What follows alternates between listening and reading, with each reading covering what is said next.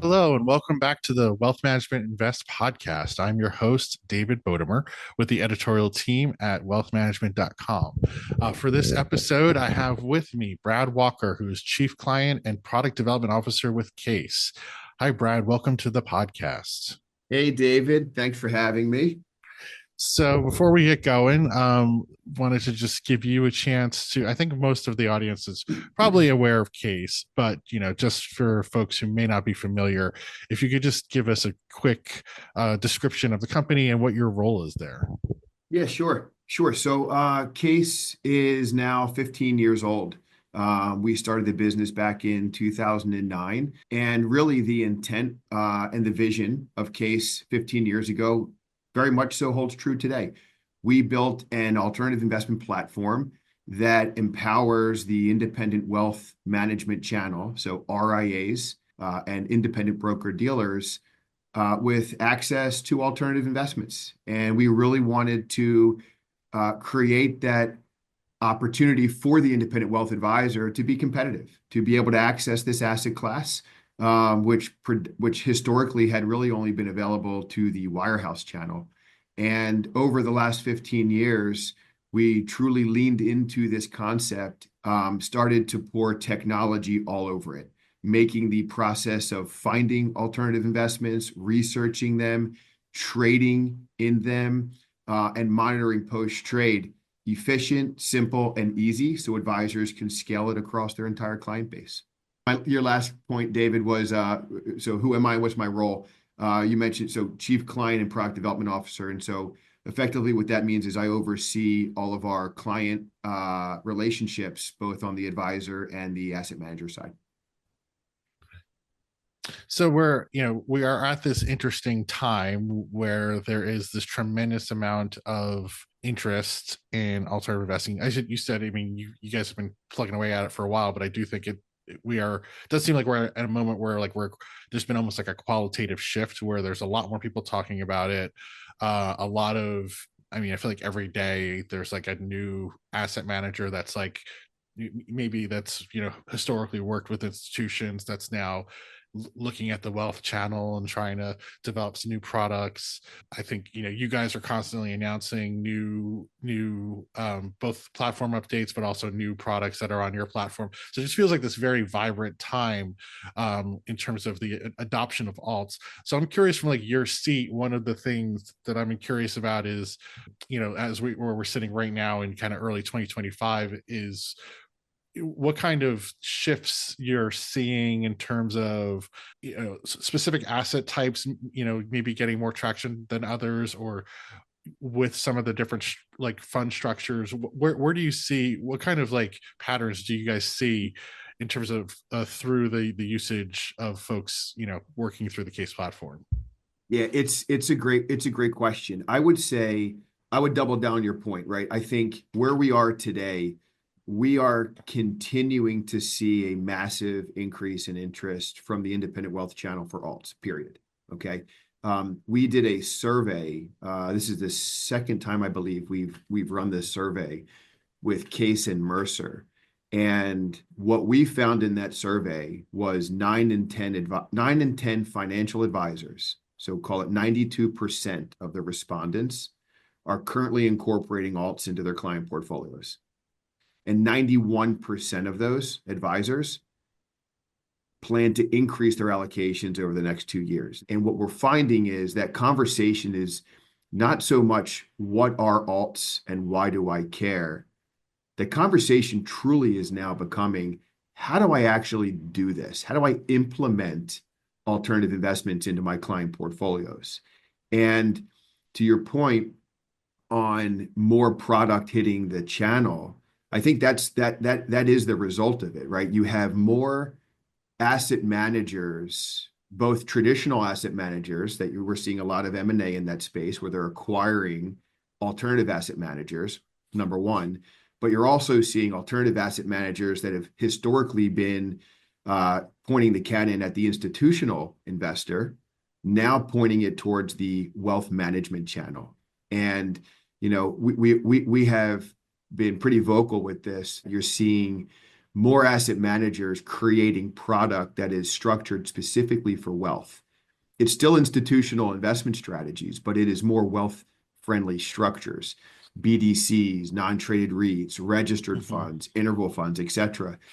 And so because you have more product hitting the shelves from marquee asset managers in more wealth-friendly structures, what you're seeing now is advisors moving towards, how do I put 2 or 3 or 4 of these investments together alongside my public investments to create a total allocation? And that is a massive trend that we're seeing right now.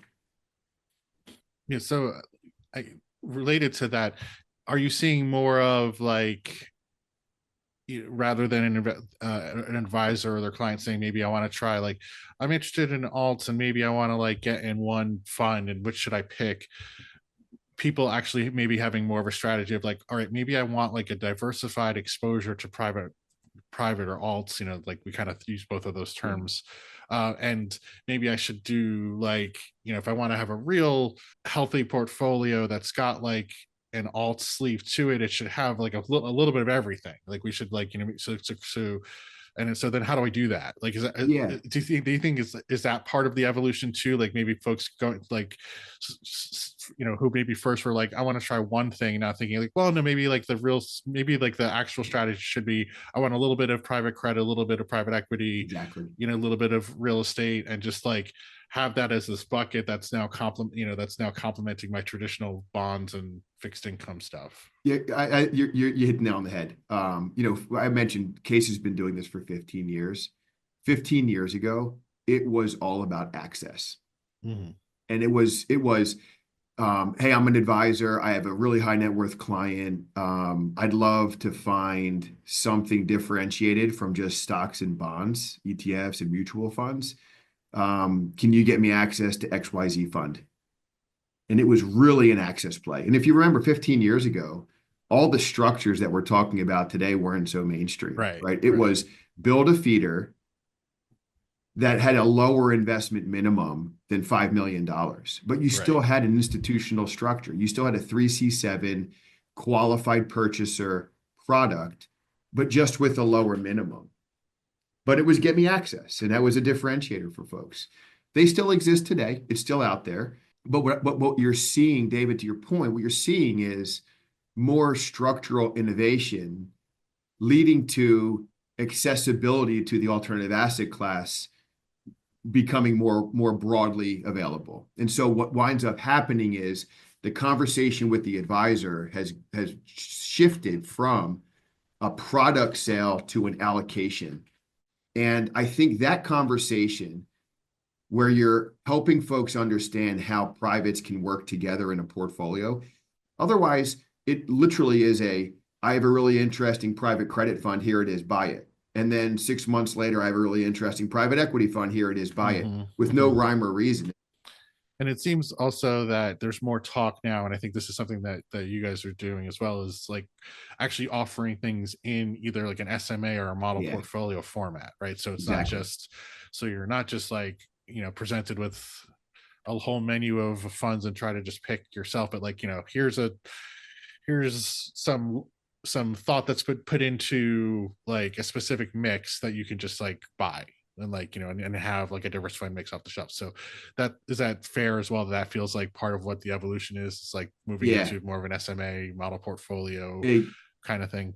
Exactly right. Excuse me, exactly right. And what we launched last year to kind of start in this journey, we launched a tool that we call Compass, which effectively is a portfolio construction tool. We have advisors coming into our platform today now leveraging Compass. We hear a lot of chatter around alts and SMA, alts and UMA, and we're believers of it also. I think, if you think about a financial advisor today that does use model portfolios, we just mentioned, typically they're allocating, 90% of their client assets into traditional asset classes that can be easily purchased, rebalanced, and monitored through these UMAs. Finding ways to incorporate alts into that is a main event. I think what we've built and what we've just launched with our technology platform, and this is kind of what I was saying, right? Our industry has gone very far, has transitioned a lot from like get me access, what, why, and how of alts, all the way to just the how of alts. Like, how do I actually implement this stuff? Mm-hmm. We just released technology that enables or allows an advisor to be able to trade many clients against many funds.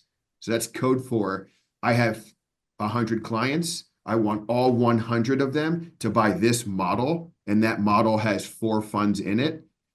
Our technology allows you to select 100 clients, select your model, hit invest, and it auto-populates a subscription document that easily allows that allocation to take place. And so moving towards alts becoming more mainstream, right, with more wealth-friendly structures. So it needs to be easy, it needs to be efficient, and it needs to be simple. And that's exactly some of the technology that we've released over the last six to 9 months. So, and also, yeah, it feels like the pipe, like the plumbing, right, of how the back end of how this all works and making it more automated and making it simpler. That's all. That does also feel like a big theme that's in the marketplace right now. And also how you integrate your alts investment management and life cycle management with your traditional, so that if it's not necessarily in the same, maybe it's in the same ecosystem, or at least it looks similar, but just giving the advisor a similar experience in terms of their alt sleeve as they have for their traditional sleeves. That feels like it's another thing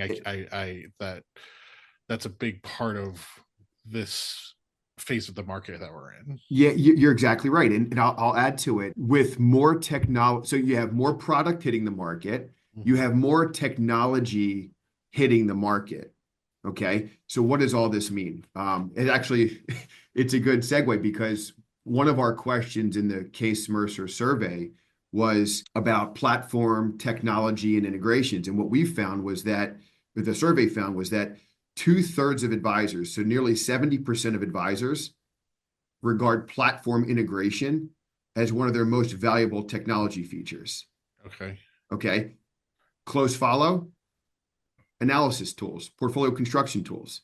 And so, like, what does that mean to us? It means that, like, the emphasis on tech's role in centralizing alts and processes is top of mind for advisors as they look to move into the alternative investment asset class. And so having advisors being in multiple technology systems to find product, trade product, monitor product, I mean, think about how like the lack of scalability or a lack of efficiency that creates. And so advisors are looking for a single platform solution that can enable pre-trade, trade, and post-trade, and that's what the CAIS platform is delivering for them. And so does the platform then integrate with some of the existing like traditional tools? And also, do you see a potential competition from them? Like, do you see them like trying to add some of this alts capability to themselves, to their own platforms? Like, how is that all working? Yeah, it's a good one. So first question, the answer is yes. So we for the last decade, I believe we were probably the first to be able to do this, was integrate with a custodian, right? Above the line at your major custodian. So what does that mean? Alts, before CAIS came to market, an advisor would buy an alternative investment and it would never show up on a custody statement. Okay. Not a good thing, right? First question a client would have is, hey, I'm looking at my custodial statement. I don't see the alternative investment you just suggested I buy. Where is it? So make sure it shows up. We solved that problem. And we continue to do integrations with custodians, like API integrations, trade integrations, reporting integrations, profile creation integrations, right? Again, to make that process easier. We also take it all the way to the reporting providers. The major reporting providers out there. Many advisors leverage one of them for a client's total allocation or total portfolio view. So we need to have straight through processing integrating into those reporting providers, and we've solved it. So again, you can use CAIS as the operating system to find, trade, and monitor all of your alts. And we'll integrate it with the people that are most important to you as a financial advisor so that we're meeting you where you are. If you want to be in your custodial platform and see your alts through CAIS, you'll see it. You want to be in your reporting provider and see your alts through CAIS, you'll see it. And so we're all there. As far as competition, I mean, look, we've been doing this for 15 years. This is more than just technology, right? I think why we've been so successful is we are true believers in building CAIS, one part tech for all the reasons we just discussed, but also one part human capital, right? Advisors still want to meet with the asset manager. They want to build trust with the asset manager. They want to know that they can have a platform like CAIS to call and say, hey, this is what I'm thinking about doing. Help me get there, right? And that trust is really built through human beings and human engagement. And I don't want to go too far because I'd love to talk about this when the time's right. But we launched something 3 years ago, which was a first of its kind industry conference focused on independent wealth and alternative asset managers. 3 years ago, we launched it. We held our first CAIS Alternative Investment Summit in Beverly Hills. On the heels of that, the feedback was off the charts. I think 100% of the people that were there said it was the best event they've ever been to in this industry. And so we took that and said, well, why are we waiting a year? Why do we wait 365 days to do it again? Let's create something. We call it CAIS Live.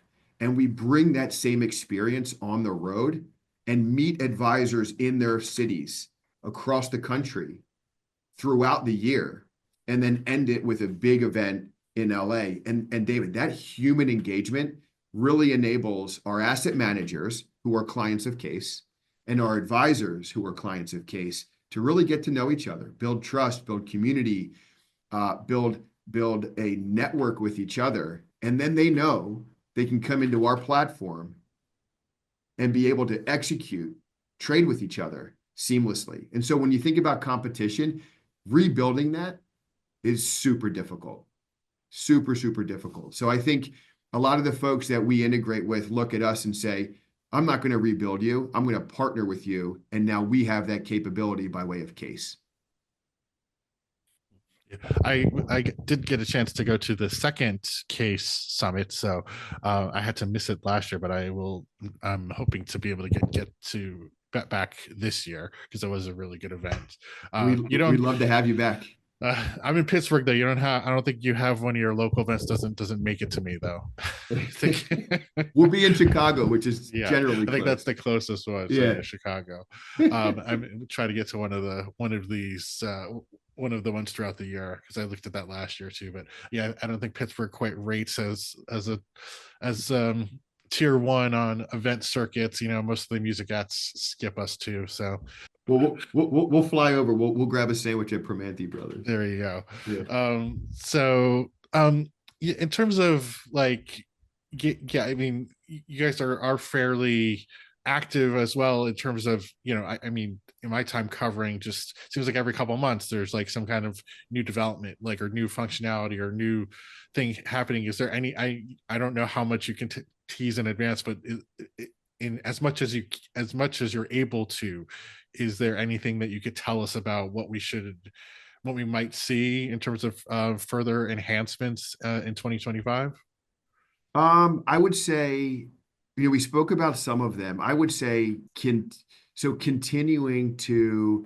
continue to lean into this this evolution we're seeing in the market right now, where we're on this wave of allocation rates going to alts, and we're in this world of, like we said before, publics and privates kind of converging, right? Liquids and semi-liquids. I think that's a pretty powerful thing. We're talked about portfolio construction. We've talked about models and models marketplaces. We've talked about, we're hyper-focused on, again, the trading piece. I didn't mention this, but I'll tell you, we've figured out how to get alternative investment like subscriptions 10 years ago would take days, if not weeks. DocuSign wasn't available, so there was no e-sig. Everything was wet sig. You had to find your client. They had to sign it. They had to send it back. You had to hope that it was in good order. If it was not in good order, it had to go back to them. It had to get adjusted. It was a mess. Did we digitize it? Sure. But was it simple and easy? And like, did it take seconds? No, not yet. Where we have taken this process, and our client service operations team is just top notch. We've taken that down from weeks to days to minutes to now getting it to seconds. I'm saying that because how the heck are you going to do a model portfolio allocation if it's going to take you days to do it, right? Like if your traditionals can be sent to a custodian in seconds, you need to find a way to get your alts to process the same way, and we're working on it, and we're getting there. So I think like leaning into where the evolution of alts is going, away from a product positioning sale into a more allocation solution, and then solving how to create that trade process simple and easy and meet the advisor where they are, is something we're leaning into very heavily. So one last question, because we're getting kind of, had you for a good chunk of time, or maybe two last questions. So one is, we are talking a lot about, I think you have been, there are like lots of numbers about flows into these products and the surveys that show percentages. And I feel, there's clearly a lot of evidence that there's increasing interest and increased adoption. But for like that segment that maybe is still resistant, what are the most common things that you see for folks that are maybe still saying that, like, you know what, I'm like, I'm not sure if these are right. I don't know. I'm not sure if I need to do this. 60/40 is fine. It's, like, what are some of the remaining friction points that you run into? Yeah, I think that particular type of conversation that goes back to kind of the what and the why, right? They're not ready for the how yet. I think that advisor is potentially resistant, and it's just education. We built an education platform called CAIS IQ. We did that about 4 years ago, and it really does help advisors understand the what and the why of alts. And look, one of the questions you asked earlier, where are we seeing continued interest from advisors? Private credit. We continue to see interest in private credit. There's a yield component. So what does that mean? Advisors and their end clients get to see an outcome from those investments on a quarterly basis, sometimes on a monthly, and they see that by way of a distribution. And by the way, that's very similar to how they would look at their traditional fixed income, right? Their bonds pay out a monthly distribution.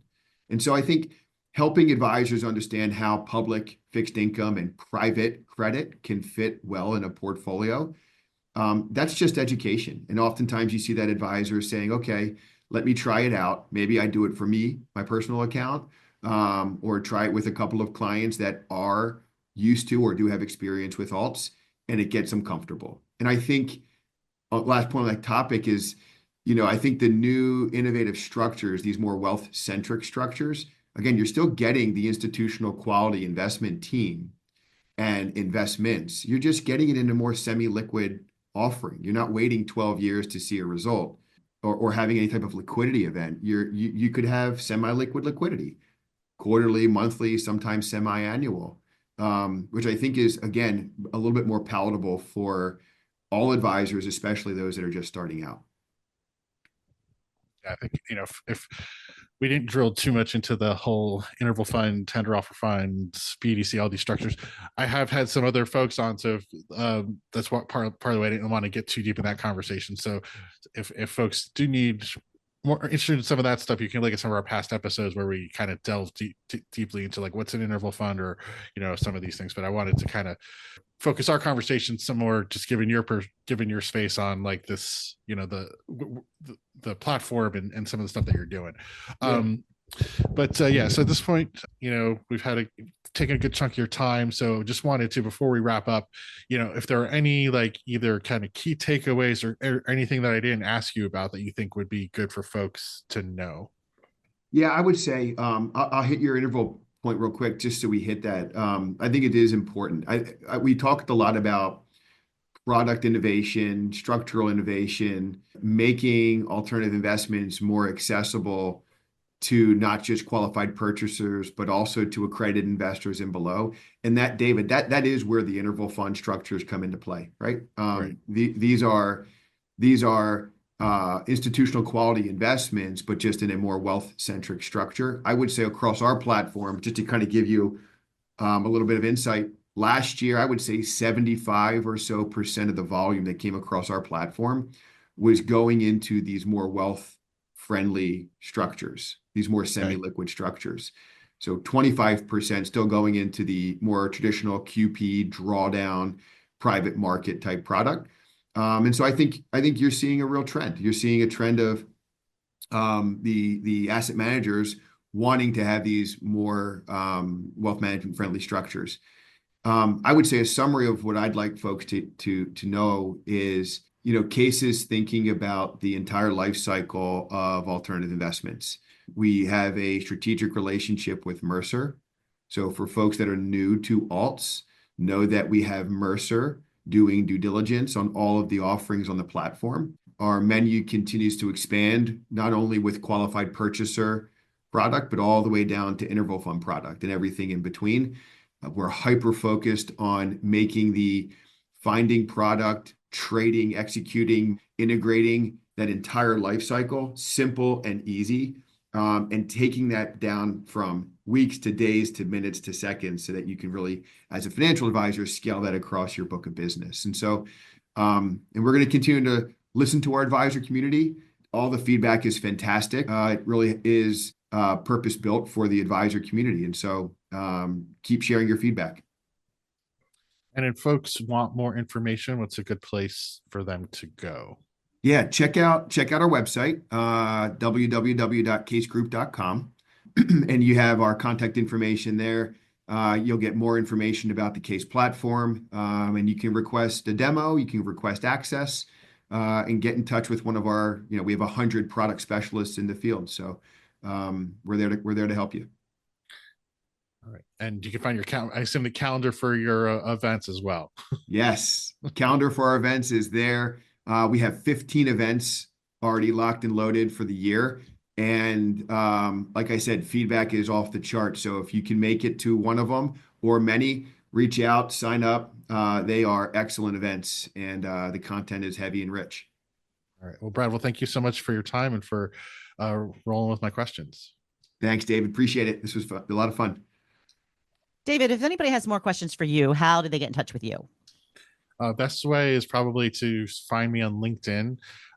You can, follow me, message me there, as well as, always check out our content at wealthmanagement.com in the investment channel. It's where you'll find this podcast, as well as all of our coverage of news trends, both within the alternative investments, but also ETFs, SMAs, all traditional stuff as well. So that's where you can find us.